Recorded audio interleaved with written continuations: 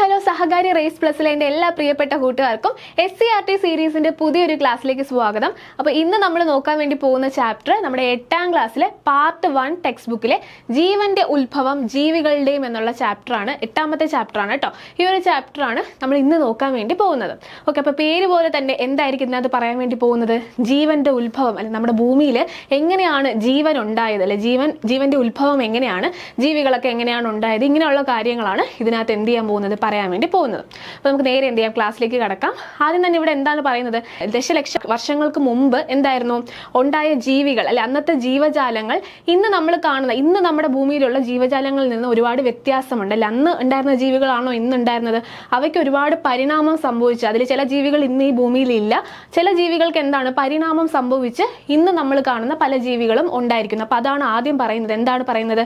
ദശലക്ഷ വർഷങ്ങൾക്ക് മുമ്പ് എന്താണ് അന്നത്തെ ഭൂമിയിലെ ജീവജാലങ്ങൾ ഇന്ന് നമ്മൾ കാണുന്നതിൽ നിന്നും എന്തായിരുന്നു, വളരെ വ്യത്യാസമായിരുന്നു. എന്തായിരുന്നു അവയുടെ എന്താണ് വാസസ്ഥലം, അല്ലെങ്കിൽ പിന്നെ എന്താണ് വാസസ്ഥലം, അതുപോലെ തന്നെ നോക്കിക്കേ, വാസസ്ഥലം, അതുപോലെ തന്നെ കാലാവസ്ഥ, പിന്നെന്താണ് ആഹാര ലഭ്യത എന്നീ ബാഹ്യ ഘടകങ്ങളിലും ജീവകോശങ്ങളുടെ ആന്തരിക ഘടകങ്ങളിലും ഉണ്ടായ മാറ്റങ്ങൾക്കനുസരിച്ച് ജീവജാലങ്ങൾക്ക് പലതരത്തിലുള്ള പരിണാമങ്ങൾ കാണുകയും ഇന്ന് നമ്മൾ കാണുന്ന ജീവജാലങ്ങൾ ഉണ്ടാവുകയും ചെയ്തു. അപ്പോൾ അന്നുണ്ടായിരുന്ന ജീവജാലങ്ങൾക്ക് എന്താണ് പരിണാമം സംഭവിച്ചാണ് ഇന്ന് എന്തുണ്ടായത്, ഇന്ന് നമ്മൾ കാണുന്ന പല ജീവജാലങ്ങളും ഉണ്ടായത്. അതിന് ഉണ്ടായ ഘടകങ്ങളാണ് താഴെ പറയുന്നത്. എന്താണ് അവരുടെ വാസസ്ഥലം, അല്ലെ അവർക്ക് കിട്ടുന്ന അവരുടെ കാലാവസ്ഥ, അന്ന് ഭൂമിയിൽ ഉണ്ടായിരുന്ന കാലാവസ്ഥയ്ക്ക് ഒരുപാട് മാറ്റം സംഭവിച്ചിട്ടുണ്ട്. അല്ലെ ഭൂമിയിൽ ഉണ്ടായിരുന്ന, പണ്ട് ഭൂമി ചുട്ടുപഴുത്ത് കിടക്കുകയായിരുന്നു എന്നൊക്കെ നമ്മൾ കേട്ടിട്ടുണ്ട്. അപ്പോൾ കാലാവസ്ഥയിലുണ്ടായ മാറ്റങ്ങൾ, പിന്നെ വാസസ്ഥലം, അല്ലെ ആഹാര ലഭ്യത, ഇതൊക്കെ അനുസരിച്ച് എന്താണ് അന്നുണ്ടായിരുന്ന ജീവികൾക്ക് ഒരുപാട് പരിണാമം സംഭവിക്കുകയും പിന്നീട് എന്താണ് ഇന്ന് നമ്മൾ കാണുന്ന ജീവജാലങ്ങൾ ഉണ്ടാവുകയും ചെയ്തു. അപ്പോൾ ഇവിടെ ജസ്റ്റ് അവരൊരു എക്സാമ്പിൾ തന്നിട്ടുണ്ട്. നമ്മുടെ തിമിംഗലത്തിന്റെ ഒരു ഇതാണ് ഇതിൽ പറയുന്നത്. നോക്കിക്കേടാ, ഉദാഹരണത്തിന് നമ്മുടെ നീലത്തിമിംഗലം ഉൾപ്പെടെയുള്ള തിമിംഗല വിഭാഗങ്ങളുടെ പൂർവികരെന്ന് പറയുന്നത് എന്തായിരുന്നു? 50 ദശലക്ഷം വർഷങ്ങൾക്ക് മുമ്പ് എന്താണ് ജീവിച്ചിരുന്ന പാക്കിസൈറ്റസ്, അല്ലെ പാക്കിസൈറ്റസ് എന്ന് പറയുന്ന ഒരു പുരാതന സസ്തനിയായിരുന്നു നമ്മുടെ നീലത്തിമിംഗലത്തിന്റെ അവരുടെ പൂർവികരെന്ന് പറയുന്നത്. ഇനി ഈ പാക്കിസൈറ്റസിന്റെ പ്രത്യേകത എന്തായിരുന്നു? ഇവരുടെ പ്രത്യേകത എന്ന് പറയുന്നത് ഈ ജീവിക്ക് ചെന്നായയുടെ ശാരീരിക സവിശേഷതകളായിരുന്നു. ആർക്ക്? എന്താണ് ചെന്നായയുടെ ശാരീരിക സവിശേഷതകളാണ്. അത് മാത്രമല്ല നീന്താൻ അനുയോജ്യമായ ശരീരഘടന കൂടി ആർക്കുണ്ടായിരുന്നു? ഈ പാക്കിസൈറ്റസിനുണ്ടായിരുന്നു. ഇതെന്ന് പറയുന്നത് എന്താണ്? നമ്മുടെ നീലത്തിമിംഗലത്തിന്റെ പൂർവികരാണ് ഈ പാക്കിസൈറ്റസ് എന്ന് പറയുന്നത്. പിന്നീട് എന്ത് സംഭവിച്ചു? ഈ പിൻഗാമികൾക്ക് എന്ത് സംഭവിച്ചു? അവർ കൂടുതൽ സമയം ജലത്തിലാണ് ചെലവഴിച്ചത്. ജലത്തിൽ ചെലവഴിച്ചതോടുകൂടി ഇവയുടെ കാലുകൾ എന്തായി? തുഴകൾക്ക് സമാനമായി പരിണമിക്കുകയും പിന്നീട് എന്താണ് അങ്ങനെ ആ ജീവിയിൽ ഒരുപാട് മാറ്റങ്ങൾ ഉണ്ടായി. അങ്ങനെയാണ് നീലത്തിമിംഗലത്തിന്റെ ഒരു ഇതാണ് അവരുടെ പൂർവികരെ പറ്റി പറഞ്ഞ ഇന്ന് നമ്മൾ കാണുന്ന ആ ഒരു നീലത്തിമിംഗലം എങ്ങനെ ഉണ്ടായി, അല്ലെ എങ്ങനെ പരിണാമം സംഭവിച്ചു എന്നുള്ളത് ജസ്റ്റ് എന്താണ് പറയുന്ന ഒരു കൗതുകകരമായിട്ടൊരു ജസ്റ്റ് ഒന്ന് പറഞ്ഞിരിക്കുന്നു എന്നുള്ളതേ ഉള്ളൂ. അപ്പൊ നമുക്ക് മനസ്സിലാവുന്ന ഒരു കാര്യം എന്താണ്, ജീവജാലങ്ങൾക്ക് എന്താണ് കാലക്രമേണ പരിണാമം സംഭവിച്ചാണ് പുതിയ അല്ലെങ്കിൽ ഇന്ന് നമ്മൾ കാണുന്ന ജീവജാലങ്ങൾ ഉണ്ടായതെന്ന് പറഞ്ഞു. അപ്പോൾ ജീവന്റെ ആദ്യ രൂപം എന്തായിരുന്നു? ഒരു ചോദ്യം ചോദിക്കുന്നുണ്ട്, ജീവന്റെ ആദ്യ രൂപം എന്താണ്, അല്ലെ ഒരുപാട് എന്താണ് പരീക്ഷണങ്ങളും അല്ലെങ്കിൽ ഒരുപാട് കണ്ടെത്തലുകളും ഒക്കെ പല ശാസ്ത്രജ്ഞന്മാർ ഇതിന്റെ പിന്നാലെ പോയിട്ടുണ്ട്. ഇവിടെ നോക്കിക്കേ, ഏകദേശം 3.5 ബില്യൺ വർഷങ്ങൾക്ക് മുമ്പാണ് ഭൂമിയിൽ എന്താണ് ജീവൻ ആവിർഭവിച്ചതെന്ന് ശാസ്ത്രജ്ഞർ പറയുന്നുണ്ട്. ഏകദേശം ഒരു ധാരണയാണ് എന്താണ് 3.5 ബില്യൺ വർഷങ്ങൾക്ക് മുമ്പാണ് ഭൂമിയിൽ ജീവൻ ആദ്യമായിട്ട് ഉണ്ടായതെന്ന് പറയപ്പെടുന്നത്. ഇനി ആദ്യം എങ്ങനെയുള്ള വലിയ ജീവജാലങ്ങളാണോ ആദ്യം ഉണ്ടായത്? അല്ല, ലളിത ഘടനയുള്ള ജീവജാലങ്ങളായിരുന്നു ആദ്യം ഉണ്ടായത്. നമ്മൾ കാണുന്ന ബാക്ടീരിയ പോലുള്ള ചെറിയ സൂക്ഷ്മ ജീവികളൊക്കെ ഉണ്ടല്ലോ, അങ്ങനെയുള്ള വളരെ ലളിത ഘടനയുള്ള അല്ലെ ഏകകോശ ജീവികളൊക്കെ ആയിട്ടുള്ള വളരെ ലളിത ഘടനയുള്ള ജീവജാലങ്ങളായിരുന്നു ആദ്യം നമ്മുടെ ഭൂമിയിൽ ഉണ്ടായത്. പിന്നീട് ആ ജീവജാലങ്ങൾ എന്ത് ചെയ്തു? അവർ പ്രകാശ സംശ്ലേഷണത്തിലൂടെ, അതായത് ഫോട്ടോസിന്തസിസിലൂടെ എന്താണ് ഓക്സിജൻ പുറത്തു വിടുകയും പിന്നീട് അതിൽ കുറെ ഇതൊക്കെ നടന്ന് പിന്നീട് എന്ത് ചെയ്തു? വലിയ സങ്കീർണതയുള്ള കുറച്ചുകൂടെ വലിയ ജീവജാലങ്ങളൊക്കെ നമ്മുടെ ഭൂമിയിൽ ഉണ്ടാവുകയും ചെയ്തു. നോക്കിക്കേ, ഈ സങ്കീർണ ഘടനയുള്ള ജീവികൾ കാലക്രമേണ ഇന്ന് നമുക്ക് ചുറ്റിനുമുള്ള സസ്യജന്തുക്കളൊക്കെ ആയിട്ട് പരിണമിക്കുകയാണ് ചെയ്തത്. ഇതൊക്കെ കുറച്ച് നാളുകൊണ്ട് ഉണ്ടായതല്ല, ഒരുപാട് വർഷങ്ങളെടുത്ത് സംഭവിച്ച കാര്യങ്ങളാണ്. ഓക്കെ അല്ലേ? നോക്കിക്കേടാ, ഇനി ഇതിന്റെ ബേസിസിൽ, അല്ലെ എങ്ങനെയാണ് ജീവൻ ആദ്യമായിട്ട് നമ്മുടെ ഭൂമിയിൽ ഉണ്ടായത്, അതിന്റെ ബേസിസിൽ ഒരുപാട് സിദ്ധാന്തങ്ങളൊക്കെ വന്നിട്ടുണ്ട്. അതിൽ ഏറ്റവും പ്രധാനപ്പെട്ട 2 സിദ്ധാന്തങ്ങളാണ് നിങ്ങൾക്ക് ഇവിടെ ഈ ഒരു ടെക്സ്റ്റ് ബുക്കിനകത്ത്, ഈ ഒരു ചാപ്റ്ററിനകത്ത് പറയുന്നത്. നോക്കിക്കേടാ, ഏതൊക്കെയാണ് സിദ്ധാന്തങ്ങളൊക്കെ ജീവന്റെ ആവിർഭവവുമായി ബന്ധപ്പെട്ട സിദ്ധാന്തങ്ങൾ, ജീവൻ എങ്ങനെയാണ് ആദ്യമായിട്ട് ഉണ്ടായത്, അതിന്റെ ബേസിസിൽ വരുന്ന 2 സിദ്ധാന്തങ്ങൾ. രണ്ടുപേരും 2 കാര്യങ്ങളാണ് പറയുന്നത്. നമുക്ക് നോക്കി നോക്കാം. ആദ്യം തന്നെ പാൻസ്പെർമിയ സിദ്ധാന്തം അല്ലെ, പാൻസ്പെർമിയ സിദ്ധാന്തം എന്താണ് പറയുന്നത് നമുക്ക് നോക്കി നോക്കാം. ജീവൻ മറ്റേതോ ഗ്രഹത്തിൽ ഉത്ഭവിച്ച് സൂക്ഷ്മജീവികളായോ അല്ലെങ്കിൽ എന്താണ് രേണുക്കളായോ ആകസ്മികമായി എന്ത് ചെയ്തു, ഭൂമിയിൽ എത്തിച്ചേർന്നു. ജീവൻ എന്ന് പറയുന്നത് ആദ്യമേ ഭൂമിയിലല്ല ഉണ്ടായത്, പിന്നെ എവിടെയാണെന്നാണ് പറയുന്നത്, വേറെ ഏതോ ഗ്രഹത്തിൽ ഉണ്ടായിട്ട് അവിടെ നിന്ന് എന്ത് ചെയ്തു, സൂക്ഷ്മജീവികളായിട്ടോ അല്ലെങ്കിൽ എന്താണ് ആകസ്മികമായിട്ടോ എവിടെ എത്തിച്ചേർന്നു, എങ്ങനെയൊക്കെയോ ഭൂമിയിൽ എന്ത് ചെയ്തു, എത്തിച്ചേർന്നു. അതായത് മറ്റേതോ ഗ്രഹത്തിൽ ഉണ്ടായിട്ട് എങ്ങനെയോ ഭൂമിയിൽ എത്തിച്ചേർന്നു എന്നാണ് പാൻസ്പെർമിയ സിദ്ധാന്തം പറയുന്നത്. എന്നിട്ട് എന്ത് ചെയ്തു, ആ ജീവന്റെ ഈ സൂക്ഷ്മ കണികകളെയാണ് എന്തെന്ന് പറയുന്നത്, പാൻസ്പെർമിയ എന്ന് പറയുന്നത്. അപ്പൊ പാൻസ്പെർമിയ സിദ്ധാന്തം എന്താണ് പറയുന്നത്, ജീവൻ എന്ത് ചെയ്തു, വേറെ ഏതോ ഗ്രഹത്തിൽ ആണ് ഉണ്ടായത്, പിന്നീട് അത് എന്ത് ചെയ്തു, വേറെ ഏതോ ഗ്രഹത്തിൽ ഉത്ഭവിച്ച് എങ്ങനെയോ എവിടെ എത്തി, ഭൂമിയിൽ എത്തിച്ചേർന്നു. അതിപ്പോ സൂക്ഷ്മജീവികളായോ അല്ലെങ്കിൽ എന്താണ് രേണുക്കളായോ ഒക്കെ എന്ത് ചെയ്തു, ഭൂമിയിലേക്ക് എത്തിച്ചേർന്നു എന്നാണ് ആര് പറയുന്നത്, പാൻസ്പെർമിയ സിദ്ധാന്തം പറയുന്നത്. ഇനി അടുത്ത വേറൊരു സിദ്ധാന്തമാണ് രാസപരിണാമ സിദ്ധാന്തം. രാസപരിണാമ സിദ്ധാന്തത്തിൽ എന്താണ് പറയുന്നത്, ആദിമ ഭൂമിയിലെ എന്താണ് സവിശേഷ സാഹചര്യങ്ങളിൽ സമുദ്രത്തിലെ രാസവസ്തുക്കൾ കൂടിച്ചേർന്നുണ്ടായ രാസപരിണാമമാണ് അല്ലെ, രാസവസ്തുക്കൾ കൂടിച്ചേർന്നുണ്ടായ പ്രവർത്തനങ്ങളുടെ ഫലമായിട്ട് എന്ത് ചെയ്തു, ജീവൻ ആവിർഭവിച്ചു എന്ന് വിശദീകരിക്കുന്നതാണ് രാസപരിണാമ സിദ്ധാന്തം. നമ്മുടെ ആദിമ ഭൂമി എന്ന് പറഞ്ഞാൽ എന്താണ്, നമ്മുടെ പഴയ ഭൂമി, ആ ഭൂമിയിൽ എന്തായിരുന്നു, ഒരുപാട് സവിശേഷ സാഹചര്യം, നമ്മുടെ സമുദ്രത്തിൽ എന്തായിരുന്നു, സമുദ്രത്തിൽ ഒരുപാട് രാസവസ്തുക്കളൊക്കെ ഉണ്ടായിരുന്നു. ആ രാസവസ്തുക്കൾ നമ്മുടെ ആദിമ ഭൂമിയിൽ ഉണ്ടായ ചില കാലാവസ്ഥയിലൊക്കെ, ഞാൻ പറഞ്ഞില്ലേ കാലാവസ്ഥയിലൊക്കെ അന്നത്തെ കാലാവസ്ഥയായിരിക്കില്ല ഇന്നത്തെ കാലാവസ്ഥ. അപ്പൊ ആ ഒരു കാലാവസ്ഥയിൽ അന്ന് അവിടെ ഉണ്ടായിരുന്ന ആ ഒരു നമ്മുടെ അറ്റ്മോസ്ഫിയറിൽ ഉണ്ടായിരുന്ന ഗ്യാസസും അതുപോലെ സമുദ്രത്തിലുള്ള രാസവസ്തുക്കൾ ഇതൊക്കെ തമ്മിൽ കൂടിച്ചേർന്ന് എന്താണ് ജീവൻ ഉണ്ടായി എന്നാണ് രാസപരിണാമ സിദ്ധാന്തം പറയുന്നത്. അപ്പൊ ഒരാൾ പറഞ്ഞു എന്താണ്, മറ്റേതോ ഗ്രഹത്തിൽ ഉണ്ടായിട്ട് എങ്ങനെയോ എന്ത് ചെയ്തു, ഇവിടേക്ക് സൂക്ഷ്മജീവികളായിട്ടോ അല്ലെങ്കിൽ രേണുക്കളായിട്ടോ ഭൂമിയിൽ എത്തിച്ചേർന്നതാണെന്നാണ് എന്താണ് ഈ ഒരു സിദ്ധാന്തം പറയുന്നത്, ഏതാണ് പാൻസ്പെർമിയ സിദ്ധാന്തം പറയുന്നത്. പക്ഷെ രാസപരിണാമ സിദ്ധാന്തം പറഞ്ഞത് എന്താണ്, നമ്മുടെ ഭൂമിയിൽ തന്നെയാണ് എന്തുണ്ടായത്, ജീവൻ ഉണ്ടായത്. ഭൂമിയിൽ തന്നെ നമ്മുടെ ആദിമ ഭൂമിയിൽ ഉണ്ടായിരുന്ന സാഹചര്യങ്ങളും അത് മാത്രമല്ല സമുദ്രത്തിലെ രാസവസ്തുക്കളും കൂടി ചേർന്നിട്ട് അതിന്റെ പ്രവർത്തനത്തിന്റെ ഫലമായിട്ടാണ് എന്തുണ്ടായത്, ഈ പറയുന്ന നമ്മുടെ ജീവൻ ആവിർഭവിച്ചു എന്നാണ് രാസപരിണാമ സിദ്ധാന്തം പറയുന്നത്. ഓക്കെ അല്ലേടാ, ക്ലിയർ അല്ലേ? അപ്പോൾ ഇത് വളരെ ഇമ്പോർട്ടൻ്റ് ആണ്. ഈ 2 സിദ്ധാന്തങ്ങളും എന്താണ് നിങ്ങൾ പഠിച്ച് വയ്ക്കുക. ഓക്കെ, നോട്ട് ചെയ്ത് പഠിക്കുക. ഇനി നമ്മൾ ഇപ്പോൾ 2 സിദ്ധാന്തങ്ങൾ കണ്ടു. അപ്പോൾ ഇങ്ങനെ ഈ 2 സിദ്ധാന്തങ്ങൾ മാത്രമല്ല വേറെ ഒരുപാട് സിദ്ധാന്തങ്ങൾ ഇതിൻ്റെ ബേസിസിൽ ഈ ഒരു ജീവൻ്റെ എന്താണ്, ഈ ജീവൻ എങ്ങനെ വന്നു, ഭൂമിയിൽ എങ്ങനെ വന്നു എന്നതിൻ്റെ ബേസ് ചെയ്ത് ഒരുപാട് സിദ്ധാന്തങ്ങൾ വന്നിട്ടുണ്ടെങ്കിലും തെളിവുകളുടെയൊക്കെ അടിസ്ഥാനത്തിൽ ഏറ്റവും കൂടുതൽ പിൻബലം കൂടുതലുള്ളതും അത് മാത്രമല്ല ശാസ്ത്രലോകത്തിൽ ഏറ്റവും കൂടുതൽ സ്വീകാര്യത ലഭിച്ചതുമായിട്ടുള്ള സിദ്ധാന്തം ഏതായിരുന്നു, അത് നമ്മുടെ രാസപരിണാമ സിദ്ധാന്തമായിരുന്നു. ഓക്കെ, രാസപരിണാമ സിദ്ധാന്തം, കാരണം കുറച്ചുകൂടെ എവിഡൻസും ഒക്കെ ഉള്ളത് ഏതാണ്, രാസപരിണാമ സിദ്ധാന്തത്തിനായിരുന്നു. ഓക്കെ അല്ലേ? ഇനി ജീവന്റെ ആവിർഭാവം എങ്ങനെയാണ് എന്നുള്ളത് നമുക്ക് നോക്കാം. അന്ന് നമ്മൾ പറഞ്ഞു നമ്മുടെ ഈ ഒരു രാസപരിണാമ സിദ്ധാന്തം എന്താണ് പറഞ്ഞത്, നമ്മുടെ ആ ഒരു ആദിമ ഭൂമിയിലെ അന്തരീക്ഷം എങ്ങനെയാണെന്ന് നമുക്ക് നോക്കി നോക്കാം അല്ലെ. ഉന്നത താപനില എന്ന് വെച്ചാൽ ഉയർന്ന താപനില, അതായത് ഞാൻ നേരത്തെ പറഞ്ഞ കണക്ക് ദശലക്ഷം വർഷങ്ങൾക്ക് മുമ്പ് നമ്മുടെ ഭൂമിയുടെ അവസ്ഥ എന്തായിരുന്നു, ആദിമ ഭൂമി എങ്ങനെയായിരുന്നു, ചുട്ടുപഴുത്ത് കിടക്കുകയാണെന്നൊക്കെ നിങ്ങൾ കേട്ടിട്ടുണ്ടായിരിക്കും അല്ലേ. അപ്പൊ അത്രയും ഹൈ ടെമ്പറേച്ചർ അല്ലെ, ഉയർന്ന താപനിലയായിരുന്നു നമ്മുടെ ആദിമ ഭൂമിക്ക് അന്ന് ഉണ്ടായിരുന്നത്. പിന്നെ എങ്ങനെയായിരുന്നു, പിന്നെ സ്വതന്ത്ര ഓക്സിജൻ അന്ന് ഉണ്ടായിരുന്നില്ല. അന്ന് എന്തില്ല, അറ്റ്മോസ്ഫിയറിൽ എന്തില്ല, ആ സ്വതന്ത്രമായിട്ട് കിടക്കുന്ന ഓക്സിജൻ ഒന്നും അന്ന് ഉണ്ടായിരുന്നില്ല. പിന്നെ എന്തായിരുന്നു നമ്മുടെ അന്തരീക്ഷത്തിൽ ഉണ്ടായിരുന്നത്, ഹൈഡ്രജൻ ഉണ്ടായിരുന്നു, മീഥേൻ ഉണ്ടായിരുന്നു, കാർബൺ ഡൈ ഓക്സൈഡ്, പിന്നെന്താണ് ഹൈഡ്രജൻ സൾഫൈഡ്, അമോണിയ, പിന്നെ നീരാവി അല്ലെ. ഭൂമി ഇങ്ങനെ ചുട്ടുപഴുത്ത് കിടക്കുകയാണ്, അപ്പോൾ ഉറപ്പായിട്ട് എന്ത് നീരാവി വരും അല്ലെ. അങ്ങനെ നീരാവി എന്തായി, നീരാവി പിന്നെ എത്രയോ വർഷങ്ങൾ നമ്മുടെ ഭൂമിയിൽ നിർത്താതെ മഴ പെയ്തുകൊണ്ടിരിക്കുകയായിരുന്നു എന്നൊക്കെ നമ്മൾ കേട്ടിട്ടുണ്ട് അല്ലെ. അപ്പൊ നീരാവി ഉണ്ടായിരുന്നു. പിന്നെന്താണ്, നീരാവി ഘനീഭവിച്ച് ഏറെക്കാലം നീണ്ടു നിന്ന മഴയും പിന്നീട് സമുദ്ര രൂപീകരണം. എങ്ങനെയാണ് ഭൂമിയിൽ സമുദ്രങ്ങൾ രൂപീകരിച്ചതെന്നാണ് പറയുന്നത്, ഈ നീരാവി അല്ലെ, ചുട്ടുപഴുത്ത് കിടക്കുന്ന ഈ ഭൂമിയിൽ നീരാവി ഉണ്ടാവുകയും ആ നീരാവി കാരണം എന്താണ്, ഭൂമിയിൽ എത്രയോ നാള് മഴ ഇങ്ങനെ നിർത്താതെ പെയ്യുകയും പിന്നീട് അത് എന്തിന് കാരണമായി, സമുദ്രത്തിന്റെ രൂപീകരണത്തിന് കാരണമാവുകയും ചെയ്തു എന്നാണ് ഇതിൽ പറയുന്നത്. പിന്നെ എന്താണ്, നമ്മുടെ ഈ ഒരു സമുദ്രം ഉണ്ടായി. ആ സമുദ്രത്തിലുള്ള ജലം എങ്ങനെയായിരുന്നു, വിവിധ പദാർത്ഥങ്ങൾ ലയിച്ചു ചേർന്ന സമുദ്ര ജലമായിരുന്നു അന്നുണ്ടായിരുന്നത്. അപ്പൊ ഈ ഒരു ഇതൊക്കെ കാരണമാണ്, ഇതെല്ലാം കൂടിച്ചേർന്നും നമ്മുടെ ആ ഒരു ഭൂമിയിലെ അന്തരീക്ഷവും അതുപോലെ തന്നെ നമ്മുടെ സമുദ്രത്തിലുള്ള കണികകൾ ഇതെല്ലാം കൂടി ചേർന്നിട്ടാണ് നമ്മുടെ ഭൂമിയിൽ ജീവൻ ഉണ്ടായെന്നാണ് രാസപരിണാമ സിദ്ധാന്തം പറഞ്ഞത്. ഇത് ജസ്റ്റ് ഒന്ന് നോട്ട് ചെയ്യുക. ആ സമയത്തുള്ള ഭൂമിയിലെ ഭൂമിയുടെ ഇതാണ് പറയുന്നത്, പറയുന്നത് എന്തൊക്കെയാണ്? ഉയർന്ന താപനിലയായിരുന്നു, ഹൈഡ്രജൻ, മീഥേൻ, കാർബൺ ഡൈ ഓക്സൈഡ്, പിന്നെ ഹൈഡ്രജൻ, പിന്നെ സൾഫൈഡ്, അമോണിയ, നീരാവി പോലുള്ള ആൾക്കാരായിരുന്നു അന്ന് നമ്മുടെ ഈ ഒരു അറ്റ്മോസ്ഫിയറിൽ ഉണ്ടായിരുന്നത്. പിന്നെ എന്തായിരുന്നു? സ്വതന്ത്ര ഓക്സിജൻ ഇല്ലായിരുന്നു. നീരാവി ഘനീഭവിച്ച് എന്ത് ചെയ്തു? എത്രയോ നാള് മഴ ഇങ്ങനെ നിർത്താതെ പെയ്യുകയും സമുദ്രങ്ങൾ അത് കാരണം രൂപപ്പെടുകയും ആ സമുദ്രജലത്തിൽ എന്താണ്? വിവിധ പല പദാർത്ഥങ്ങൾ ലയിച്ചു ചേർന്ന ഒരു സമുദ്രജലവുമായിരുന്നു ഉണ്ടായിരുന്നത്. ഓക്കെ അല്ലേ? ക്ലിയർ അല്ലേടാ? ഓക്കെ, നമ്മുടെ ആദിമ ഭൂമിയിലെ ഊർജ്ജ സ്രോതസ് ഏതൊക്കെയാണെന്ന് നമുക്ക് നോക്കി നോക്കാം. നോക്കിയടാ, സൂര്യപ്രകാശം ഉണ്ടായിരുന്നു. മെയിൻ ആയിട്ടും ആര് തന്നെയായിരുന്നു? സൂര്യപ്രകാശമായിരുന്നു. പിന്നെ ഇടിമിന്നലൊക്കെ ഉണ്ടാവും അല്ലെ?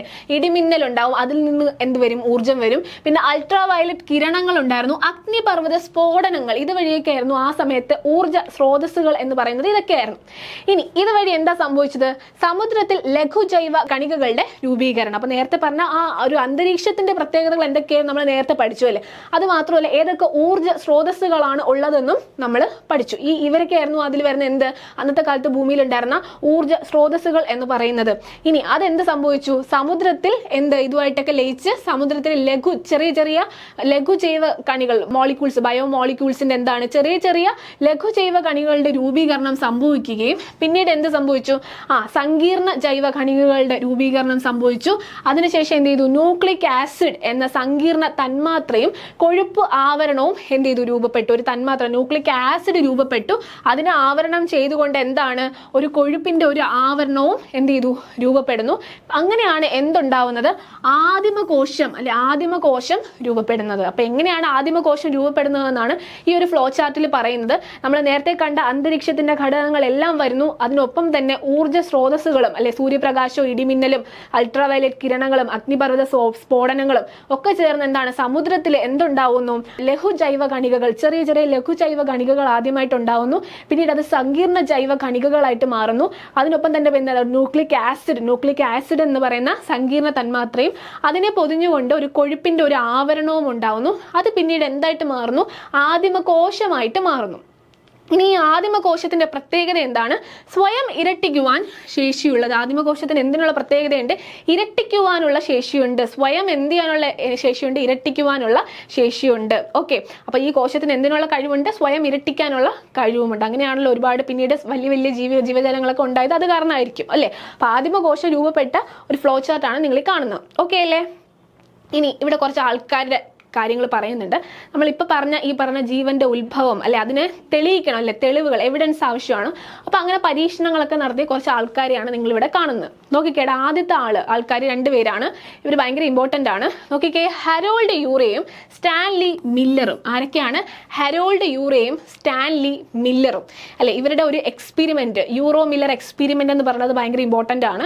അപ്പോൾ എന്താണ്? ഹരോൾഡ് യൂറേയും സ്റ്റാൻലി മില്ലറും ഇവരെന്താ ചെയ്തതെന്ന് വെച്ച് കഴിഞ്ഞാൽ, ജീവന്റെ ഉത്ഭവത്തിന് കാരണമായ നിർമ്മാണ ഘടകങ്ങൾ ലളിതമായ വാതകങ്ങളിൽ നിന്നും രൂപപ്പെടുന്നുവെന്ന് തെളിയിച്ചു. അവരെന്താണ്? യൂറോ മില്ലർ എക്സ്പെരിമെന്റ് ഒക്കെ നടത്തിയിട്ട് അവരെന്താണ് തെളിയിച്ചത്? നമ്മുടെ ജീവൻ ഉണ്ടാകുന്നതിന് കാരണമായിട്ടുള്ള അതിന്റെ നിർമ്മാണ ഘടകങ്ങളുണ്ടല്ലോ, ജീവൻ ഉണ്ടാകുന്നതിന് കാരണമായിട്ടുള്ള നിർമ്മാണ ഘടകങ്ങൾ എന്ത് ചെയ്തു? എന്തിൽ നിന്നാണ് രൂപപ്പെട്ടിരിക്കുന്നതെന്ന് അവർ തെളിയിച്ചു.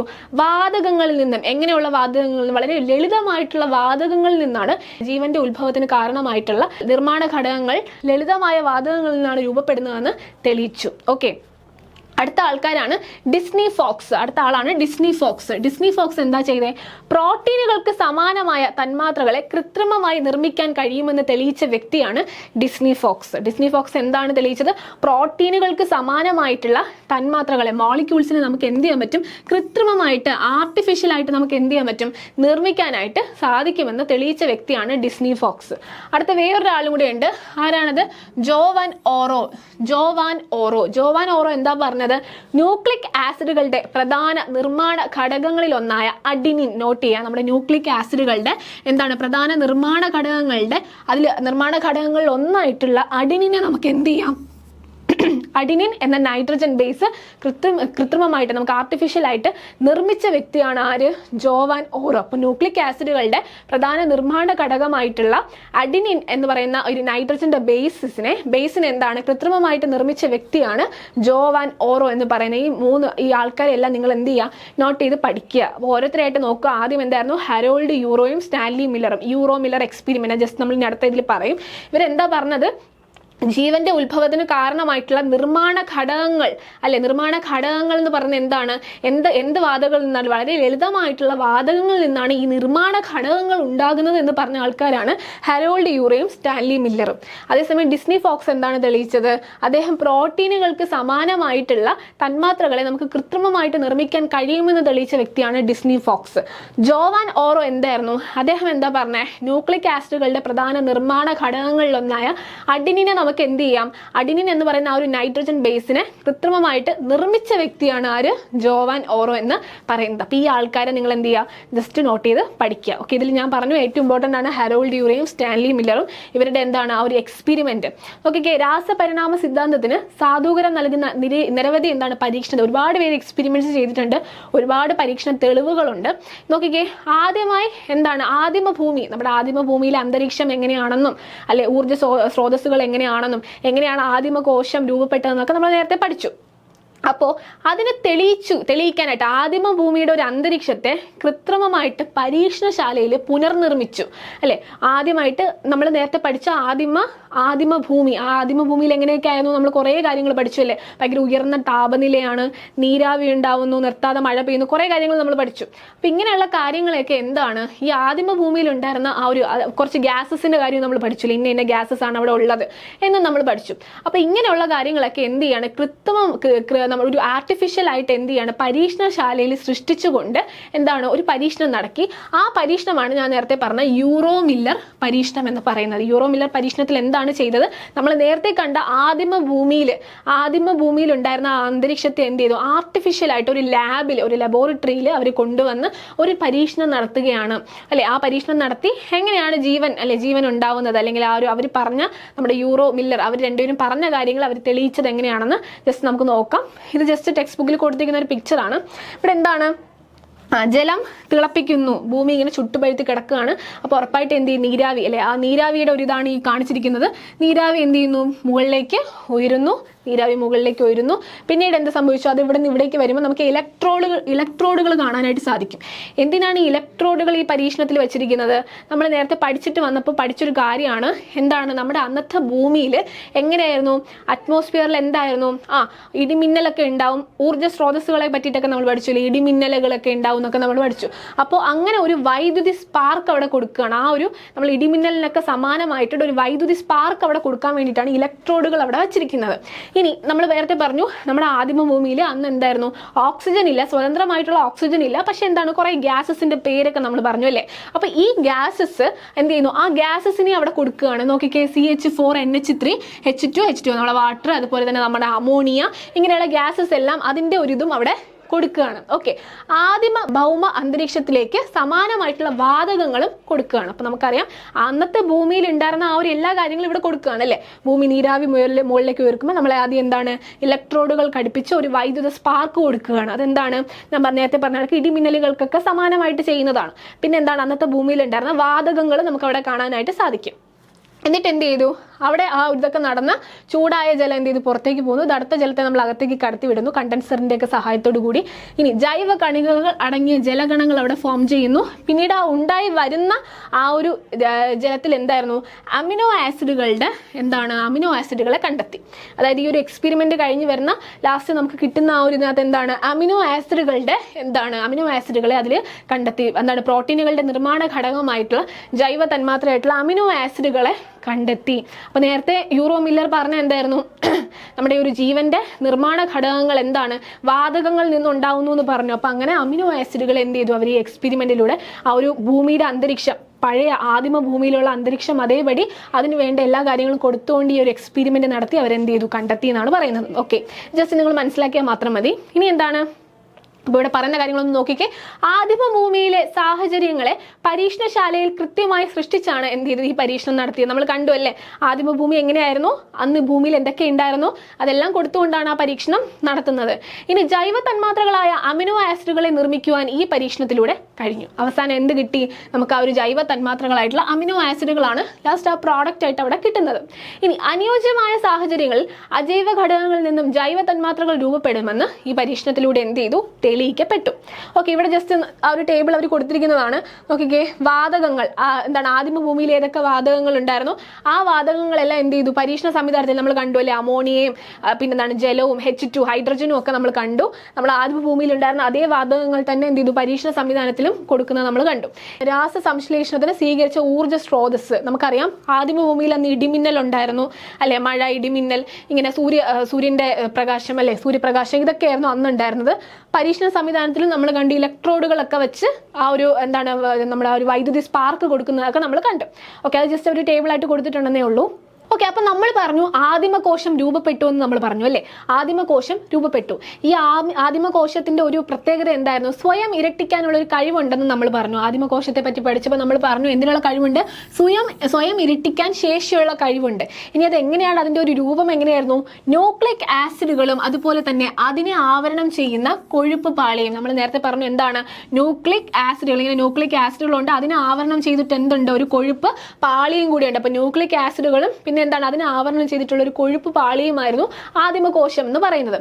ഈ ആദിമകോശത്തിൽ നിന്നുമാണ് എന്ത്, ബാക്ടീരിയ പോലുള്ള കോശങ്ങൾ പരിണമിച്ചുണ്ടായത്. ഞാൻ പറഞ്ഞു ആദ്യം ഉണ്ടായത് എന്തായിരുന്നു, ലളിതമായിട്ടുള്ള ആൾക്കാരാണ് ആദ്യം ഉണ്ടായത്, അതായത് ചെറിയ ചെറിയ ജീവജാലങ്ങളാണ് ആദ്യം ഉണ്ടായത്. നമ്മുടെ ബാക്ടീരിയ പോലുള്ള ഏകകോശ ജീവികൾ, സൂക്ഷ്മജീവികൾ അല്ലെ, ഏകകോശ ജീവികളായിട്ടുള്ള ബാക്ടീരിയ പോലുള്ള ആൾക്കാരൊക്കെയാണ് ആദ്യം എന്ത് ചെയ്തത്, ഉണ്ടായത്. ആദ്യം ഉണ്ടായ ലളിത ഘടനയുള്ള ഇത്തരം ജീവികളെ പ്രോകാരിയോട്സ്, എന്താണ് പ്രോകാരിയോട്സ് എന്നാണ് വിളിക്കുന്നത്.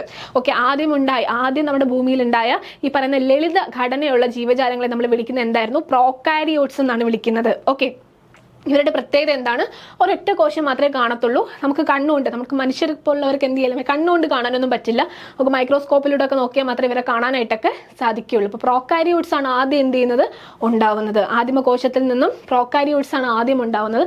പിന്നീട് പ്രോകാരിയോട്സിൽ നിന്നാണ് എന്തുണ്ടാവുന്നത്, യൂകാരിയോട്സ് ഉണ്ടാവുന്നത്. പ്രോകാരിയോട്സിൽ നിന്നാണ് പിന്നീട് കുറച്ചുകൂടെ സങ്കീർണമായിട്ടുള്ള ആൾക്കാർ അല്ലെ, കുറച്ചുകൂടെ സങ്കീർണമായിട്ടുള്ള ഘടനയുള്ള യൂകാരിയോട്സ് ഒക്കെ ഉണ്ടാവുന്നത്. നോക്കിക്കേടാ, പ്രോകാരിയോട്ടിക് കോശം അല്ലെ, നമ്മൾ ഇതിന് മുന്നേ ഉള്ള SCERT ക്ലാസ്സസിൽ നമ്മൾ എന്തായിരുന്നു ഇതിൻ്റെ ചാപ്റ്റേഴ്സ് ഒക്കെ കണ്ടിട്ടുണ്ടായിരിക്കും നിങ്ങൾ. അവിടെ ആനിമൽ സെല്ലിനെ പറ്റിയിട്ടും പ്ലാന്റ് സെല്ലിനെ പറ്റിയിട്ടും ഒക്കെ നിങ്ങൾ പഠിച്ചിട്ടുണ്ട്. അവിടെ എന്താണ് ഓരോ സെല്ലിനകത്ത് എന്തൊക്കെയുണ്ടോ, നമ്മുടെ സെൽ ഓർഗനലൈസ്, കോശാംഗങ്ങളെ പറ്റിയിട്ട്, മൈറ്റോകോൺട്രിയ, അതുപോലെ തന്നെ എൻഡോപ്ലാസ്മിക് റെറ്റിക്കുലം, ഇങ്ങനെയുള്ള ആൾക്കാർ, ന്യൂക്ലിയസ്, ഇങ്ങനെയുള്ള ആൾക്കാരെ പറ്റിയിട്ടൊക്കെ നിങ്ങൾ ഇതിന് മുന്നേ വന്ന SCERT ക്ലാസ്സസിൽ ഉണ്ടായിരുന്ന ചാപ്റ്റേഴ്സിൽ കണ്ടിട്ടുണ്ടായിരിക്കും. ഓക്കെ, അപ്പോൾ അത് വെച്ച് നമുക്ക് നോക്കി നോക്കാം. പ്രോകാരിയോട്ടിക് കോശം ഞാൻ പറഞ്ഞു ഒരൊറ്റ കോശം മാത്രമേ കാണത്തുള്ളൂ. ഇവരുടെ കോശത്തിനുള്ള പ്രത്യേകതകൾ എന്തൊക്കെയാണ് നോക്കി നോക്കാം. കോശാംഗങ്ങൾ കുറവാണ് അല്ലേ. നിങ്ങൾ അവിടെ പഠിച്ച ആനിമൽ സെല്ലിനും പ്ലാന്റ് സെല്ലും ഒക്കെ നിങ്ങൾ പഠിച്ചു അല്ലേ. അപ്പോൾ അതിലൊക്കെ ഉള്ളതുപോലുള്ള കോശാംഗങ്ങളൊന്നും ആർക്കില്ല, പ്രോകാരിയോട്ടിക് സെൽസിൽ നമുക്ക് കാണാനായിട്ട് സാധിക്കില്ല. പിന്നെ എന്താണ്, കോശാംഗങ്ങൾക്ക് സ്ഥരാവരണമില്ല. ഇനി ഉള്ള കോശാംഗങ്ങൾക്ക് എന്തുമില്ല, സ്ഥരാവരണവും ഇല്ല. റൈബോസോമിനെയൊക്കെ നമുക്ക് കാണാം, പക്ഷെ അതിന് സ്ഥരാവരണം ഇല്ല. പിന്നെ എന്താണ്, സ്ഥരാവരണമുള്ള മർമ്മമില്ല. ഏറ്റവും ഇമ്പോർട്ടൻ്റ് ആണ് എന്താണ്, സ്ഥരാവരണമുള്ള മർമ്മമില്ല. നമുക്കറിയാം കോശത്തിൽ എന്തുണ്ട്, ഒരു മാനേജർ ഉണ്ട്. ആ മാനേജറാണ് ആര്, ന്യൂക്ലിയസ് എന്ന് പറയുന്നത് അല്ലേ. നിങ്ങൾ ആനിമൽ സെല്ലും പ്ലാന്റ് സെല്ലും ഒക്കെ പഠിച്ചപ്പോൾ നിങ്ങൾ കണ്ടിട്ടുണ്ടായിരിക്കാം എന്താണ് ഈ പറയുന്ന ന്യൂക്ലിയസിന്. അപ്പൊ ഇവിടെ എന്താണ്, ന്യൂക്ലിയസ് ഉണ്ട്, പക്ഷെ എന്താണ്, ന്യൂക്ലിയസിന് വ്യക്തമായിട്ടുള്ള എന്തില്ല, സ്ഥരാവരണം ഇല്ല. ഒരു സ്ഥലത്താൽ ആവരണം ചെയ്ത മർമ്മമല്ല ആർക്കുള്ളത്, പ്രോകാരിയോട്സിന് ഉള്ളത്. ഈ യൂകാരിയോട്ടിക് കോശങ്ങളുടെ കാര്യം എടുക്കുകയാണെങ്കിൽ എന്താണ്, കൂടുതൽ കോശാംഗങ്ങൾ, നമ്മൾ മനുഷ്യൻ ഉൾപ്പെടെ എല്ലാവരും യൂകാരിയോട്ടിക് ഇത് വരുന്നതാണ് അല്ലേ. അതായത് എന്താണ്, ഒരൊറ്റ കോശമാണോ, ഒരുപാട് കോശങ്ങൾ കാണും. അത് മാത്രമല്ല ഇവരുടെ പ്രത്യേകത എന്താണ്, ആ കോശത്തിനകത്ത് എന്താണ്, ഒരുപാട് കോശാംഗങ്ങൾ, നമ്മൾ ഈ പറഞ്ഞ റൈബോസോമും അതുപോലെ എൻഡോപ്ലാസ്മിക് റെറ്റിക്കുലം അല്ലെങ്കിൽ എന്താണ് ഗോൾജി കോംപ്ലക്സ്, ഇങ്ങനെ പല പല ആൾക്കാരുണ്ട്, ഒരുപാട് കോശാംഗങ്ങളുണ്ടല്ലേ. ഇവരെല്ലാം നമുക്ക് ഇവിടെ കാണാൻ പറ്റും. മൈറ്റോകോൺട്രിയ പോലുള്ള ആൾക്കാരെയൊക്കെ എല്ലാവരെയും നമുക്ക് ഇവിടെ കാണാൻ പറ്റും. ഈ പറഞ്ഞ യൂകാരിയോട്ടിക് കോശങ്ങളിൽ കാണാൻ പറ്റും. പിന്നെന്താണ്, സ്ഥരാവരണത്തോടു കൂടിയ കോശാംഗങ്ങൾ. ഇവരുടെ പ്രത്യേകത എന്താണ്, ഉള്ള കോശാംഗങ്ങൾക്ക് എന്തുണ്ട്, ആ കോശാംഗങ്ങൾക്ക് ഒരു സ്ഥരാവരണം നമുക്ക് കാണാനായിട്ട് സാധിക്കും. ഇനി സ്ഥരാവരണമുള്ള ഒരു വ്യക്തമായ മർമ്മവും നമുക്ക് ഇവിടെ കാണാനായിട്ട് സാധിക്കും, ഈ ഒരു യൂകാരിയോട്ടിക് കോശങ്ങളിൽ കാണാനായിട്ട് സാധിക്കും. സ്ഥരാവരണത്തോടു കൂടിയ വ്യക്തമായ മർമ്മം തന്നെ ആർക്കുണ്ട്, യൂകാരിയോട്ടിക് കോശങ്ങൾക്ക് ഉണ്ട്. ഓക്കെ അല്ലേടാ, ക്ലിയർ അല്ലേ. അപ്പോൾ എന്തൊക്കെ കാര്യങ്ങളാണ് നമ്മൾ പറഞ്ഞത്. പ്രോകാരിയോട്ടിക് കോശം എന്ന് പറയുന്നത് എന്താണ്, വളരെ ലളിത ഘടനയുള്ള കോശമാണ്. ആദിമകോശത്തിൽ നിന്ന് രൂപപ്പെട്ട ആദ്യം ഉണ്ടാവുന്നത് ആരാണ്, പ്രോകാരിയോട്ടിക് കോശങ്ങളാണ്.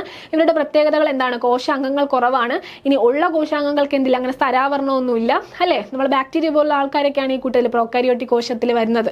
ഇനി എന്താണ്, സ്ഥരാവരണമുള്ള മർമ്മം ഇവർക്ക് ഇല്ല. മർമ്മമുണ്ട്, പക്ഷെ അതിനെന്തില്ല, സ്ഥരാവരണം ഇല്ല. ഇനി ഇവർക്ക് എന്താണ്, ഈ പറഞ്ഞ യൂകാരിയോട്ടിക് കോശമാണെങ്കിൽ എന്താണ്, ഈ പറഞ്ഞ ഒരുപാട് എല്ലാ കോശാംഗങ്ങൾ കോശാംഗങ്ങളെ നമുക്ക് കാണാനായിട്ട് സാധിക്കും. പിന്നെ ഈ കോശാംഗങ്ങൾക്കെല്ലാം എന്തുണ്ട്, സ്ഥരാവരണമുണ്ട്. പിന്നെ മാത്രമല്ല സ്ഥരാവരണത്തോടു കൂടിയ മർമ്മവും നമുക്ക് ഇവിടെ കാണാൻ സാധിക്കും, യൂക്കാരിയോട്ടിക് കോശങ്ങളിൽ കാണാനായിട്ട് സാധിക്കും. ഓക്കെ അല്ലേടാ? നമ്മൾ ഉൾപ്പെടുന്ന മനുഷ്യനും സസ്യങ്ങളും ഒക്കെ വരുന്ന യൂക്കാരിയോട്ടിക് കോശങ്ങളിൽ ഇതിലാണ് വരുന്നത്. ഓക്കെ അല്ലേ? ക്ലിയർ അല്ലേ?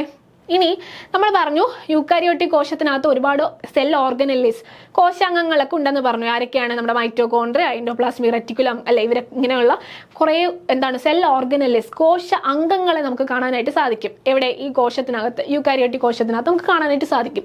ഇനി ഈ കോശാംഗങ്ങൾ എങ്ങനെയാണ് ഉണ്ടായത്? ഈ പറയുന്ന ആദിമകോശം ആദിമകോശം രൂപപ്പെട്ട് പ്രോകാരിയോട്സ് ആയി, പിന്നീട് അതിൽ സങ്കീർണതയുള്ള യൂക്കാരിയോട്ടിക് കോശങ്ങൾ രൂപപ്പെടുകയാണ് ചെയ്തത്. അപ്പോൾ ഈ കോശാംഗങ്ങൾ ഈ യൂക്കാരിയോട്ടിക് കോശത്തിനകത്തൊക്കെ വരുന്ന ഈ കോശ അംഗങ്ങളൊക്കെ എങ്ങനെയാണ് ഉണ്ടായത് എന്നതിന്റെ ജസ്റ്റ് ഒരു ഇതാണ് ഇവിടെ പറയുന്നത്. നോക്കിയേക്കടാ, നമ്മുടെ ഇതൊരു യൂക്കാരിയോട്ടിക് കോശമാണ്. അപ്പോൾ എന്തായിരുന്നു? ആദിമകോശം, പിന്നീട് പ്രോകാരിയോട്ടിക് കോശങ്ങൾ ഉണ്ടായി, പിന്നീട് എന്താണ് യൂക്കാരിയോട്ടിക് കോശം, കുറച്ചുകൂടെ സങ്കീർണമായിട്ടുള്ള ഘടനയുള്ള യൂക്കാരിയോട്ടിക് കോശങ്ങൾ ഉണ്ടാവുകയാണ്.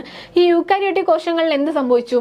ചെറുകോശമായ എയറോബിക് ബാക്ടീരിയയെ വിഴുങ്ങുന്നു. അപ്പോൾ എയറോബിക് ബാക്ടീരിയ എന്ത് ചെയ്യാണ്? നമ്മുടെ യൂക്കാരിയോട്ടിക് കോശം വിഴുങ്ങി. ഓക്കെ, അപ്പോൾ എയറോബിക് ബാക്ടീരിയ വിഴുങ്ങിയിട്ട് എന്ത് ചെയ്യണം?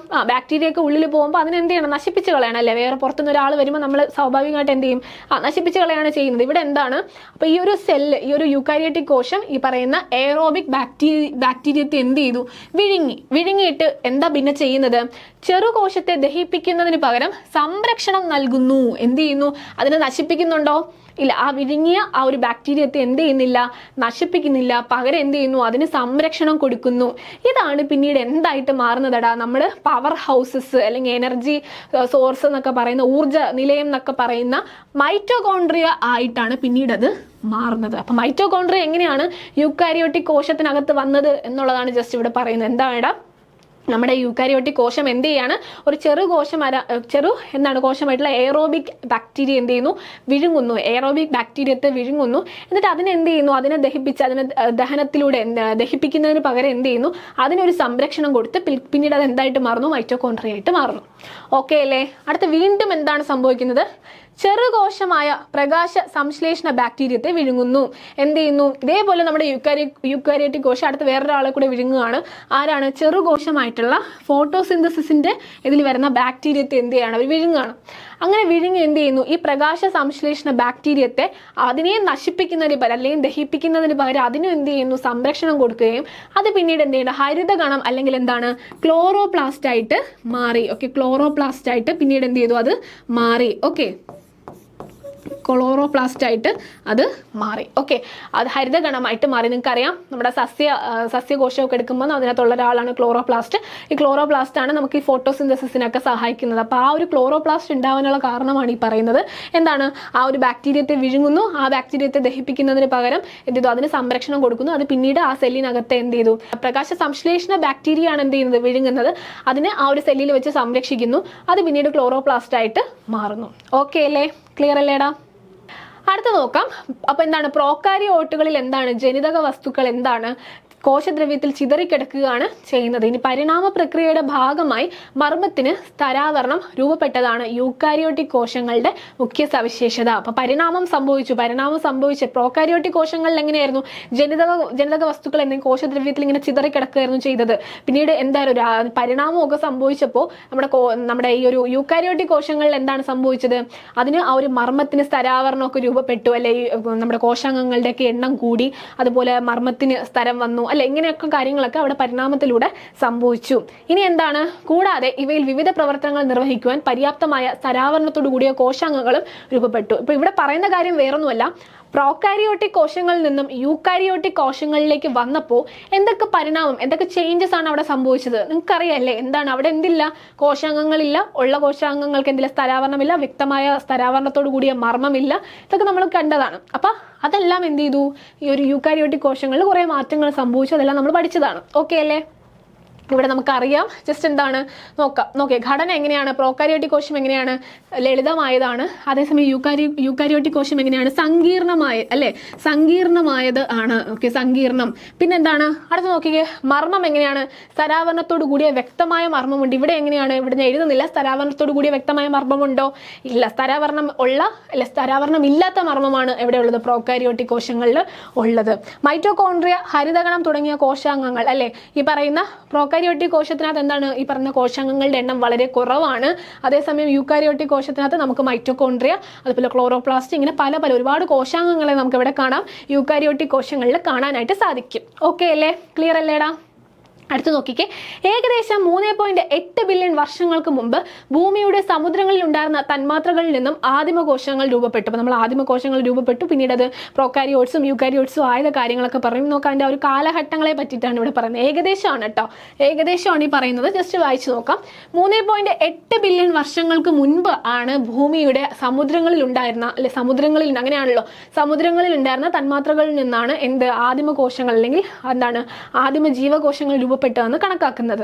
ഇനി 3.5 ബില്യൺ വർഷങ്ങൾക്ക് മുൻപാണ് പ്രോകാരിയോട്ടിക് കോശങ്ങൾ, ആദിമകോശങ്ങൾ രൂപപ്പെട്ടതിന് ശേഷം രണ്ടാമത് എന്തായിരുന്നു, പ്രോകാരിയോട്ടിക് കോശങ്ങളാണ്. അതെങ്ങനെയാണ് 3.5 ബില്യൺ അല്ലെ, 3.5 അത് ഏകദേശമാണ്. അതിനുശേഷം പിന്നെ 2.5 ബില്യൺ വർഷങ്ങൾക്ക് ശേഷം പ്രകാശ സംശ്ലേഷണ പ്രക്രിയ തുടങ്ങിയതോടെ എന്ത് സംഭവിച്ചു, ഈ പ്രോകാരിയോട്സ് അതിന് കുറെ പരിണാമം സംഭവിച്ച് അന്തരീക്ഷത്തിലേക്ക് ഓക്സിജൻ എത്തിച്ചേരുകയും പിന്നീട് എന്ത് സംഭവിച്ചു, പിൽക്കാലത്ത് മൈറ്റോകോൺട്രിയ അതുപോലെ തന്നെ ക്ലോറോപ്ലാസ്റ്റുകൾ എന്നീ കോശാംഗങ്ങളുള്ള യൂക്കാരിയോട്ടിക് കോശങ്ങൾ രൂപപ്പെട്ടു. ഓക്കെ അല്ലേ? അതിനുശേഷം എന്ത് ചെയ്തു, തുടർന്ന് ലളിത ഘടനയുള്ള ബഹുകോശ ജീവികൾ, പിന്നീട് എന്ത് വന്നു, ബഹുകോശ ജീവികൾ, യൂക്കാരിയോട്ടിക് കോശങ്ങൾ അതിൽ ഒരുപാട് സംഭവിച്ച് ബഹുകോശ ജീവികൾ, കുറച്ചുകൂടെ സങ്കീർണമായിട്ടുള്ള ബഹുകോശ ജീവികൾ ഉണ്ടാവുകയും പിന്നീട് എന്താണ്, ജീവികളും 800 ദശലക്ഷം വർഷം മുമ്പ് എന്താണ്, കൂടുതൽ സങ്കീർണമായ ജീവികളും ഉണ്ട്. 800 വർഷങ്ങൾക്ക് മുമ്പ് എന്താണ്, നമ്മൾ മനുഷ്യൻ ഉൾപ്പെടുന്ന കുറച്ചുകൂടെ സങ്കീർണമായിട്ടുള്ള ജീവജാലങ്ങൾ ഉണ്ടായെന്നാണ് ഇവിടെ പറയുന്നത്. ഇനി അതിൻ്റെ ഒരു കാലയളവ് ജസ്റ്റ് അവരൊന്ന് പറയുകയാണ്, നമുക്ക് ജസ്റ്റ് നോക്കി നോക്കാം. എന്താണ്, 4 തൊട്ട് 4.6 അല്ലെ, ഏകദേശം 4.5 അല്ലെ ബില്യൺ വർഷങ്ങൾക്ക് ആ ഒരു കാലയളവിലാണ് ഭൂമിയുടെ ഉത്ഭവം സംഭവിക്കുന്നത്. നമുക്കറിയാം ആദ്യമൊക്കെ ഭൂമി എന്തായിരുന്നു, ചുട്ടുപഴുത്തൊക്കെ കിടക്കുമ്പോൾ കുറേ കാര്യങ്ങൾ ഇപ്പോൾ നോക്കിയിട്ടാണ് വന്നത്. അതിനുശേഷം എന്ത് ചെയ്തു, ഭൂമിയുടെ ഉത്ഭവം സംഭവിക്കുന്നു. പിന്നെ ഒരു 3.5 അതേപോലെ 2.5 ബില്യൺ വർഷത്തിനകത്ത് എന്ത് സംഭവിക്കുന്നു, ആദ്യത്തെ ജീവന്റെ രൂപീകരണം എന്താണ്, ലളിത ഘടനയുള്ള ഏകകോശ പ്രോകാരിയോട്ടുകൾ അവിടെ ഉണ്ടാവുന്നു. സമുദ്രത്തിലെ ജലത്തിൽ എന്താണ് ഈ പറയുന്ന പ്രോകാരിയോട്ടുകൾ പോലുള്ളതൊക്കെ ഉണ്ടാവുന്നു. അതിനുശേഷം 2.5 ബില്യൺ 541 വർഷങ്ങൾക്കിടയിൽ എന്താണ്, യൂക്കാരിയോട്ടുകളായിട്ടുള്ള ബഹുകോശ ജീവികൾ അവിടെ ഉണ്ടാവുന്നു. ഓക്കെ, അപ്പോൾ യൂക്കാരിയോട്ടുകളായിട്ടുള്ള ബഹുകോശ ജീവികൾ ഉണ്ടാവുന്നു. അടുത്ത് നോക്കിക്കേ, 541 അല്ലെങ്കിൽ 252 ദശലക്ഷം വർഷങ്ങൾ എന്താണ്, സസ്യങ്ങളും ജന്തുക്കളും ഒക്കെ ഉണ്ടാവുന്നുണ്ട്. അതുപോലെ തന്നെ 252 66 ദശലക്ഷം വർഷങ്ങളിൽ എന്താണ്, നമ്മുടെ ദിനോസറുകളൊക്കെ ഉണ്ടാവുന്നുണ്ട്. പിന്നീട് എന്താണ്, 66 ദശലക്ഷം വർഷങ്ങൾക്ക് മുമ്പ് ഇതുവരെ 65 ദശലക്ഷം വർഷങ്ങൾക്ക് മുമ്പ്, ദശലക്ഷം വർഷങ്ങളാണല്ലേ, 66 ദശലക്ഷം വർഷങ്ങൾക്ക് മുമ്പ് എന്താണ്, സസ്തനികളുടെ ആവിർഭാവവും മനുഷ്യോൽപത്തിയും നടക്കുന്നു. 66 ദശലക്ഷം വർഷങ്ങൾക്ക് മുമ്പ്. ഇതൊക്കെ ഒരുപാട് എത്രയോ വർഷങ്ങൾക്ക് മുമ്പ് സംഭവിച്ച കാര്യങ്ങളാണ്. ഇനി നോക്കിക്കേ, ഭൂമിയുടെ ഉൽപ്പത്തി മുതൽ മനുഷ്യന്റെ ആവിർഭാവം വരെയുള്ള പരിണാമ പ്രക്രിയയിലെ കാലഘടനയാണ് നമ്മൾ എന്ത് ചെയ്തത്, ഇപ്പൊ നമ്മൾ കണ്ടിട്ട് വന്നത്. ഇനി നോക്കിക്കേ, ഇനി കോസ്മിക് കലണ്ടർ എന്താണെന്നാണ് അടുത്ത് നമ്മൾ പഠിക്കാനായിട്ട് പോകുന്നത്. എന്താണ് ഈ കോസ്മിക് കലണ്ടർ? നോക്കിക്കേ, മനുഷ്യന്റെ ആവിർഭാവം വരെയുള്ള കാലഘടന എങ്ങനെയാണ്, ഇത് എളുപ്പത്തിൽ മനസ്സിലാക്കാം. നമ്മളിപ്പോൾ കുറേ ഇത് പഠിച്ചില്ല, ഇത്ര കാലയളവ് തൊട്ട് ഇത്ര കാലയളവ്, ഇതെല്ലാം ദശലക്ഷം വർഷങ്ങൾക്കിടയിൽ സംഭവിക്കുന്നതാണ്. അപ്പോൾ ഇതിനെയൊക്കെ എളുപ്പത്തിൽ മനസ്സിലാക്കാൻ വേണ്ടിയിട്ടാണ് കോസ്മിക് കലണ്ടർ കൊണ്ടുവരുന്നത്. നോക്കാം, പ്രപഞ്ചത്തിന്റെ പ്രായം കേവലം 1 വർഷമായിട്ട്, നമ്മൾ നേരത്തെ കണ്ടത് ബില്യൺ വർഷങ്ങളാണല്ലേ, അല്ലെ, ഒരുപാട് ദശലക്ഷം വർഷങ്ങളാണ് ഈ പറയുന്ന ഓരോന്നും ഉണ്ടായി വരാൻ, ഭൂമി ഉണ്ടാവാൻ, അത് കഴിഞ്ഞ് ആദിമകോശം, പിന്നീട് പ്രോകാരിയോട്സ്, യൂക്കാരിയോട്സ്, അങ്ങനെ ഉണ്ടായി വരാൻ ഒരുപാട് സമയം എടുത്തു. അപ്പോൾ ഇതിനെ എന്താണ് 1 വർഷമായിട്ട് കണക്കാക്കി. ഈ ഒരു കലണ്ടറിനകത്ത് ഈ പറഞ്ഞ എല്ലാത്തിനും എന്താണ് കേവലം 1 വർഷമായിട്ട് പ്രപഞ്ചത്തിന്റെ പ്രായത്തിനെ എന്താണ് 1 വർഷമായിട്ട് സങ്കല്പിക്കും. പ്രപഞ്ചത്തിന്റെ പ്രായത്തിനെ 1 വർഷമായിട്ട് സങ്കല്പിച്ചുകൊണ്ട് ഇവരെന്താണ് ഒരു കലണ്ടർ തയ്യാറാക്കുകയാണെന്ന് കരുതുക. ഈ കലണ്ടറിന്റെ ഒരു സെക്കൻഡ് എന്ന് പറയുന്നത് എങ്ങനെയാണ്, ഏകദേശം 438 വർഷം അല്ലേ, 438 വർഷത്തിന് തുല്യമായിരിക്കും. ഇതെന്താണ്, ഈ ഒരു കലണ്ടറിന് എന്താണ്, നമ്മുടെ ഈ ഒരു മൊത്തത്തിലുള്ള പ്രപഞ്ചത്തിന്റെ പ്രായത്തിനെ ഒരു വർഷമായിട്ട് കണക്കാക്കും.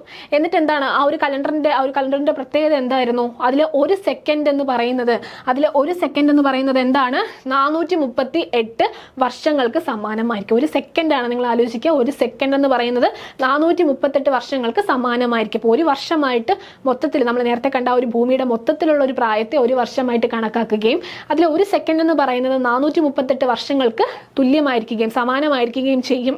നോക്കിക്കേ, ഇനി താഴെ ഇവിടെ ഒരു ജസ്റ്റ് ഒരു കോസ്മിക് കലണ്ടറിന്റെ ഒരു മാതൃകയാണ് കൊടുത്തിരിക്കുന്നത്. ജസ്റ്റ് നിങ്ങൾ നോക്കിയാൽ അറിയാം, ഒരു വർഷമല്ലേ, ജനുവരി തൊട്ട് ഡിസംബർ വരെയുള്ള എല്ലാ മാസങ്ങളും ഉണ്ട്. ഇപ്പോൾ ഒരു വർഷം, ഈ ഒരു വർഷത്തിനുള്ളിൽ നമ്മൾ നോക്കുകയാണെങ്കിൽ ഓഗസ്റ്റിലായിരിക്കും ഭൂമി ഉണ്ടാവുന്നത് അല്ലേ, ഓഗസ്റ്റിൽ 1 ഭൂമി ഉണ്ടാവുന്നത്. അത് കഴിഞ്ഞ് സെപ്റ്റംബർ, ഒരു വർഷമാണ്. അതിലെന്താണ് ഒരു സെക്കൻഡ് എത്രയാണെന്നുള്ളത് 438 വർഷങ്ങളാണ് ഒരു സെക്കൻഡ് എന്ന് പറയുന്നത്. അപ്പോൾ എന്താണ്, ഓഗസ്റ്റ് 1 ഭൂമി ഉണ്ടാവുകയാണെങ്കിൽ സെപ്റ്റംബർ 22 ആകുമ്പോൾ ജീവന്റെ ആവിർഭാവം, അത് കഴിഞ്ഞ് ഒക്ടോബർ ആകുമ്പോൾ പ്രോകാരിയോട്ടുകൾ, നവംബർ ആകുമ്പോൾ യൂക്കാരിയോട്ട്. അപ്പോൾ ഇത് എന്താണ്, അങ്ങനെ ഒരു വർഷം കണക്കാക്കി ഈ പറയുന്ന കോസ്മിക് കലണ്ടറിലൂടെ ജസ്റ്റ് നമുക്ക് പറഞ്ഞു തരുന്നതാണ്. എന്താണ് അങ്ങനെയാണെങ്കിൽ എന്താണ്, പിന്നെന്താണ് നവംബർ ആ ഒരു 9 എന്താണ് ഒരുപാട് കാര്യങ്ങൾ അല്ലേ, ഡിസംബറിൽ എന്താണ് ജനുവരി 1 പുലർച്ചെ കൃത്യം 1 മണിക്ക് പ്രപഞ്ചം എന്ത് ചെയ്തു ഉണ്ടാകുന്നു. ഇങ്ങനെ പല കാര്യങ്ങൾ. ആ ജസ്റ്റ് നിങ്ങൾ ഇവിടെ മനസ്സിലാക്കേണ്ട കാര്യം എന്താണ്, ജസ്റ്റ് ഇത് മാത്രം നിങ്ങൾ മനസ്സിലാക്കിയാൽ മതി. എന്താണ് കോസ്മിക് കലണ്ടർ എന്താണെന്ന് മനസ്സിലാക്കുക. അതായത് നമ്മൾ മൊത്തത്തിലുള്ള പ്രപഞ്ചത്തിന്റെ പ്രായത്തെ എന്ത് ചെയ്യുന്നു, ഒരു വർഷമായിട്ട് കണക്കാക്കുകയും ആ ഒരു വർഷത്തിൽ എന്ന് പറയുന്നത് ഒരു സെക്കൻഡ് എന്ന് പറയുന്നത് 438 വർഷമായിരിക്കും. അങ്ങനെ കണക്കാക്കി ഈ പറയുന്ന ഓരോ കാര്യങ്ങളും നമ്മൾ നേരത്തെ പഠിച്ച ഭൂമിയുടെ ആ ഒരു ഇത്, അതുപോലെ തന്നെ ഭൂമി ഉണ്ടാവുന്നത്, പിന്നീട് ആ ഓരോ ജീവന്റെ ഓരോരോ ഘട്ടങ്ങൾ നമ്മൾ പഠിച്ചു വന്ന ഓരോ ഘട്ടങ്ങളും ഈ പറയുന്ന ഒരു വർഷത്തിനുള്ളിൽ അവർ പറയുന്ന ജസ്റ്റ് നമുക്ക് ലളിതവൽക്കരിച്ച് പറഞ്ഞു തരുന്നതാണ് കോസ്മിക് കലണ്ടർ എന്ന് പറയുന്നത്. ഓക്കെ അല്ലേ, ക്ലിയർ അല്ലേടാ? നിങ്ങൾ ജസ്റ്റ് കോസ്മിക് കലണ്ടർ എന്താണെന്ന് മാത്രം മനസ്സിലാക്കിയാൽ മതിയാവും. ഓക്കെ, ഇനി കോസ്മിക് കലണ്ടർ പ്രകാരം എന്താണ്, വർഷാന്ത്യത്തിന്റെ അവസാന നിമിഷങ്ങളിലാണ് മനുഷ്യൻ ഉണ്ടായത്. അപ്പോൾ കോസ്മിക് കലണ്ടർ പ്രകാരം എങ്ങനെയാണ് ഈ ഒരു വർഷാന്ത്യത്തിന്റെ അവസാന നിമിഷങ്ങളിലാണ് ആരുണ്ടായത്, മനുഷ്യൻ ഉണ്ടായത്. ഓക്കെ, ഇനി പ്രപഞ്ചത്തിന്റെ കാലഗണനയിൽ മനുഷ്യന്റെ ആവിർഭാവം എത്ര അടുത്തതാണെന്ന് ഇതിൽ നിന്ന് നമുക്ക് വ്യക്തമാക്കും അല്ലെ. ഇന്ന് കാണുന്ന ജൈവ വൈവിധ്യത്തിന് പിന്നിൽ എന്താണ്, ജീവപരിണാമം എന്ന പ്രക്രിയയാണ്. നമ്മൾ ആദ്യം മുതലേ പറയുന്ന അതാണ്. അന്നത്തെ കാലത്ത് ഒരുപാട് ജീവജാലങ്ങൾ ഉണ്ടായിരുന്നു. അതിൽ പലതും എന്ത് ചെയ്തു, പിൽക്കാലത്ത് പിന്നെ ഭൂമി നമ്മൾ പറഞ്ഞില്ലേ, ഭൂമിയിൽ ഒരുപാട് മാറ്റങ്ങൾ സംഭവിച്ചു. അന്നുണ്ടായിരുന്ന ഭൂമിയല്ല ഇന്നുള്ള ഭൂമി. അന്തരീക്ഷത്തിലായിരുന്നാലും ഭൂമിയുടെ ഘടനയിൽ ഒരുപാട് മാറ്റങ്ങൾ സംഭവിച്ചു. അപ്പോൾ ഉറപ്പായിട്ട് എന്താണ്, അന്നുണ്ടായിരുന്ന ജീവജാലങ്ങൾക്കും അതുപോലെ നമ്മൾ തിമിംഗലത്തിന്റെ ഒരു കേസ് പറഞ്ഞു, നമുക്ക് ജിറാഫിന്റെ ഇതൊക്കെ അറിയാം അല്ലേ. പരിണാമം സംഭവിച്ച് എന്ത് ചെയ്തു, ഇന്ന് കാണുന്ന പല ജീവജാലങ്ങളുണ്ടായി. പല ജീവജാലങ്ങൾ ഇന്ന് ഈ ഭൂമിയിലില്ല അല്ലെ. ഇങ്ങനെയുള്ള ഒരുപാട് മാറ്റങ്ങൾ സംഭവിച്ചു. അപ്പോൾ ഈ പറയുന്ന ജൈവ വൈവിധ്യം, നമ്മൾ ഭൂമിയിൽ ഇന്ന് കാണുന്ന ഈ ഒരു ജൈവ വൈവിധ്യത്തിന് പിന്നിൽ എന്താണ്, ജീവ പരിണാമം എന്ന് പറയുന്ന പ്രക്രിയയാണ്. ഇനി ഈ പരിണാമം എന്താണ്, ആകസ്മികമായി നടക്കുന്ന പ്രക്രിയ ആയതിനാൽ ഇതിനെ എന്താണ്, നമുക്ക് ദിശ പറയാനായിട്ട് സാധിക്കില്ല. ഇനിയും പരിണാമം സംഭവിക്കും അല്ലേ. അപ്പോൾ അതിന് നമുക്ക് എന്ത് ചെയ്യാൻ, പ്രവചിക്കാനായിട്ട് സാധിക്കില്ല എന്നാണ് പറയുന്നത്. അപ്പോൾ ഈ ഒരു ചാപ്റ്ററിൽ നമ്മൾ പ്രധാനമായിട്ട് എന്തൊക്കെ കാര്യങ്ങളാണ് പഠിച്ചത്, ഭൂമി ആ ഒരു ജൈവ വൈവിധ്യത്തെ പറ്റി, എങ്ങനെയാണ് ഭൂമിയിൽ ജീവൻ ഉണ്ടാവുന്നത്, അത് തേടിയുള്ളൊരു യാത്രയായിരുന്നു അല്ലേ. അപ്പോൾ നമ്മുടെ അവിടെ കുറേ കാര്യങ്ങൾ പഠിച്ചു. എന്തൊക്കെ കാര്യങ്ങളാണ് പഠിച്ചത്, നമ്മൾ ഈ പറയുന്ന ഭൂമി അല്ലെ പരിണാമത്തെക്കുറിച്ച് പറഞ്ഞു. അതുപോലെ തന്നെ ഭൂമിയിലെ ആ ഒരു സമയത്ത് അന്തരീക്ഷം എങ്ങനെയായിരുന്നു അല്ലെ, അവിടുത്തെ ഊർജ്ജ സ്രോതസ്സുകൾ എന്തൊക്കെയായിരുന്നു, എങ്ങനെയാണ് ജീവന്റെ കുറേ നിഗമനങ്ങൾ, കുറേ ആൾക്കാർ ഓരോരോ എക്സ്പെരിമെന്റ്സ് നടത്തി. പിന്നെ നമ്മൾ 2 സിദ്ധാന്തങ്ങളെ പറ്റി പഠിച്ചു അല്ലെ, രാസപരിണാമ സിദ്ധാന്തത്തെ പറ്റി നമ്മൾ പഠിച്ചു. അതിനുശേഷം പിന്നെ നമ്മൾ എന്തൊക്കെയാണ് പഠിച്ചത്, യൂറോ മില്ലർ, കുറേ ആൾക്കാർ നമ്മൾ പഠിച്ചു. യൂറോ മില്ലർ പോലുള്ള അവരുടെ എക്സ്പെരിമെന്റ്സിനെ പറ്റി പഠിച്ചു. ലളിതമായിട്ടുള്ള വാതകങ്ങളിൽ നിന്ന് അല്ലെ നിർമ്മാണ ഘടകങ്ങൾ, ജീവന്റെ ആവിർഭാവത്തിനുള്ള നിർമ്മാണ ഘടകങ്ങൾ എന്താണ്, വാതകങ്ങളിൽ നിന്ന് രൂപപ്പെടുന്നു എന്നൊക്കെ അവർ പറഞ്ഞു. ഇങ്ങനെയുള്ള ആൾക്കാരെയൊക്കെ പറ്റിയൊക്കെ നമ്മൾ പഠിച്ചു. പിന്നെ നമ്മൾ എന്താണ് ഈ പറയുന്ന ആ ഒരു യൂറോ മില്ലർ എക്സ്പെരിമെന്റ് ജസ്റ്റ് നമ്മൾ നോക്കിയായിരുന്നു. പിന്നെ നമ്മൾ എന്താണ് നോക്കിയത്, ആദിമ കോശം എങ്ങനെ വന്നു, പിന്നീട് പ്രോകാരിയോട്ടിക് കോശങ്ങൾ എങ്ങനെ രൂപപ്പെട്ടു, അതുപോലെ തന്നെ യൂക്കാരിയോട്ടിക് കോശങ്ങൾ എങ്ങനെയാണ് രൂപപ്പെട്ടത്, പിന്നീട് കുറച്ചുകൂടെ സങ്കീർണമായിട്ടുള്ള ലളിതമായിട്ടുള്ള ആ ഒരു കോശത്തിൽ നിന്ന് മാറി സങ്കീർണമായിട്ടുള്ള ഘടനയുള്ള ആൾക്കാർ, ജീവജാലങ്ങളൊക്കെ എങ്ങനെ ഉണ്ടായി അല്ലെ, ഇന്ന് കാണുന്ന ജീവജാലങ്ങളൊക്കെ എങ്ങനെ ഉണ്ടായി. പിന്നെ നമ്മൾ എന്ത് പഠിച്ചു, ആ ഒരു കുറച്ച് കാലയളവ് ഏകദേശം വരുന്ന കാലയളവുകളൊക്കെ നമ്മൾ നോക്കി. മാത്രമല്ല പിന്നീട് നമ്മൾ ലാസ്റ്റ് എന്ത് ചെയ്തു, കോസ്മിക് കലണ്ടർ ഈ പറയുന്ന മൊത്തം പ്രപഞ്ചത്തിന്റെ പ്രായത്തിനെ ഒരു വർഷത്തിലാക്കി കണക്കാക്കി, ഒരു സെക്കൻഡ് 438 വർഷങ്ങൾ എന്നുള്ള നിലയ്ക്ക് കോസ്മിക് കലണ്ടർ എന്നുള്ളൊരിതും കൂടെ നമ്മൾ പഠിച്ചു. ഇത്രയും കാര്യങ്ങളാണ് നമ്മൾ ഈ ഒരു ചാപ്റ്ററിൽ പഠിച്ചത്. കുറച്ച് കാര്യങ്ങളേ ഉള്ളൂ അല്ലേ, എന്നാൽ കുറച്ച് ഇമ്പോർട്ടൻ്റ് ആയിട്ടുള്ള കുറേ കാര്യങ്ങളും ഉള്ളൊരു ചാപ്റ്ററാണ്.